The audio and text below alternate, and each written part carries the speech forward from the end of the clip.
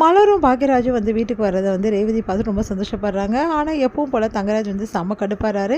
எதுக்காக இவங்க வந்து 2 பேரும் வந்திருக்காங்க அப்படின்னு சொல்லிட்டு டென்ஷன் ஆவறாரு. அடுத்து என்ன பண்றாங்க, மலர் வந்து சரி சுரேஷ் கிளம்பிட்டானா அப்படின்னு சொல்லிட்டு கேட்குறாங்க.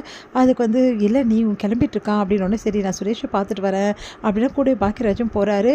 அப்போ வந்து சுரேஷ் கிட்ட சுரேஷ் அப்படின்னோடனே சொல்லுங்க நீ என்ன திடீர்னு வந்திருக்கீங்க, என்னண்ணே திடீர்னு வந்திருக்கீங்க அப்படின்னு. இல்லடா நான் ஆஃபீஸ் போகும்போது மலர் ஒன்றையும் வந்து பார்க்கணும்னு சொல்லியிருந்தா அதனால தான் மதி இல்லையானோடனே அவள் எங்கள் வீட்டில் இருக்கா, அவள் அப்போவே கிளம்பி போயிட்டா. என்னடா சொல்கிற, மதி இங்கேருந்து கிளம்பி போயிட்டாளா? ஆமாம், காலேஜுக்கு தானே போனா, அப்புறம் என்ன அப்படின்னு சொல்லிட்டு மலர் சொல்கிறாங்க.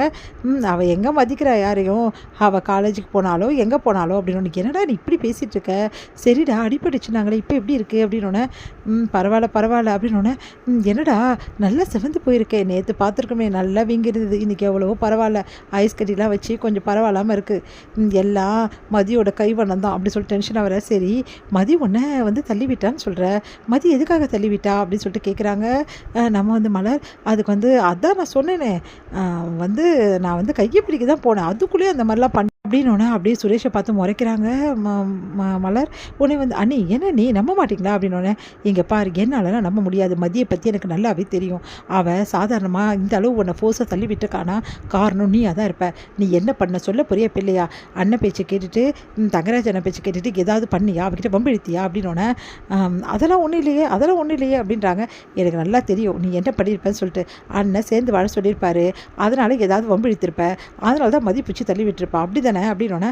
அப்போ கூட புருஷனை தள்ளி விடலாமா, அதெல்லாம் கேட்க மாட்டிங்களான்னொன்னே, இங்கே பாரு நீ பண்ணுறது கொஞ்சம் கூட சரியில்லை, நீ மதிக்கிட்ட நடந்துக்கிற விஷயம் எனக்கு கொஞ்சமாக பிடிக்கவே பிடிக்கல அப்படின்னா. அப்படியே பார்க்குறாங்க அண்ணி. அது வந்து நீ இங்கே பார் மதிக்கிட்ட இப்படிலாம் நடந்துக்க சொல்லி உனக்கு சொல்லி கொடுத்தா அதே மாதிரி நடந்துப்பியா, பொம்பளை பசங்க எப்படி நடந்துக்கணும் உனக்கு தெரியாதா, மதிக்கிட்ட இவ்வளோ கேவலமாக நடந்திருக்க, அதனால தான் அவள் பிடிச்சி தள்ளி விட்டுருக்கா.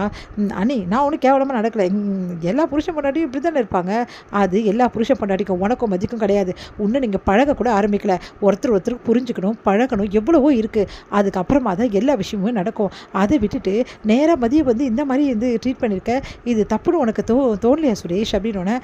அண்ணி அது வந்து விடுப்பா நான் பேசிக்கிறேன், சுரேஷ் அப்படிலாம் பண்ண மாட்டா, நீங்கள் அமைதியாக இருங்கங்க, கண்டிக்கிற நேரத்தில் கண்டிக்கணும், அப்படியே இருக்கக்கூடாது, தம்பியானா கண்டிக்கக்கூடாதா, அது வந்து நீங்கள் சொல்ல வேண்டிய விஷயத்தை தான் நான் சொல்லிகிட்ருக்கேன் அப்படின்னோடனே.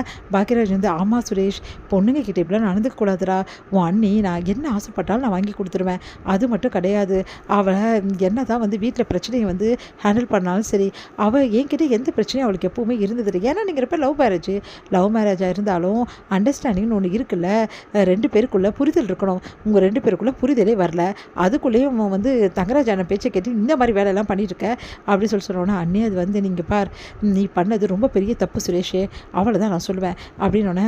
சாரி அண்ணி அப்படின்றாங்க. இந்த சாரியை நீ போயிட்டு மதிக்கிட்ட சொல்லு, என்னால் அவகிட்டலாம் சாரி சொல்ல முடியாது, அப்போது இந்த பிரச்சனைக்கு தீர்வே கிடையாது, இதுக்கப்புறம் அது கொஞ்சம் பார்த்து நடந்துக்க சுரேஷ் அப்படின்னு சொல்லிட்டு போகிறாங்க. அதுக்கேட்டு சுரேஷ் ரொம்ப டென்ஷன் ஆகிறாரு. தங்கராஜ் வந்து என்ன பண்ணுறாரு, எப்படியாவது மதி வேலையை காலி பண்ணணும் அப்படின்னு சொல்லிட்டு அவங்க பிரின்ஸிபலுக்கு பேசி வந்து இந்த மாதிரி பர்மனெண்ட் பண்ணக்கூடாது அப்படின்னு சொல்லிடுறாரு மதியை. இங்கே பிரின்ஸிபலும் வந்து என்ன பண்ண தெரியாமல் மதிக்கிட்ட வந்து பேசுகிறாரு. இந்த மாதிரி பர்மனெண்ட் பண்ண முடியாதுமா, வேறு வழி கிடையாது, உன்னோட ஜாபோட வேரியேஷனும் முடிஞ்சு போச்சு, டூரேஷன் முடிஞ்சதால் நீ வந்து வேறு ஜாப் தான் தேட வேண்டியது இருக்கும் அப்படின்னு மாதிரி சொல்கிறாரு. அதை கேட்டு மதி ரொம்ப அப்செட் ஆகிடுறாங்க. அடுத்து வந்து இங்கே தங்கராஜ் வந்து நீ மதியை கூட்டிகிட்டு வீட்டுக்கு வாடா அப்படின்னு சொல்லிட்டு நம்ம சுரேஷ் கிட்ட சொல்கிறாரு. சுரேஷும் மதியை பார்க்க போகிறாரு. அப்போ மதி செம்ம டென்ஷனாக இருக்காங்க.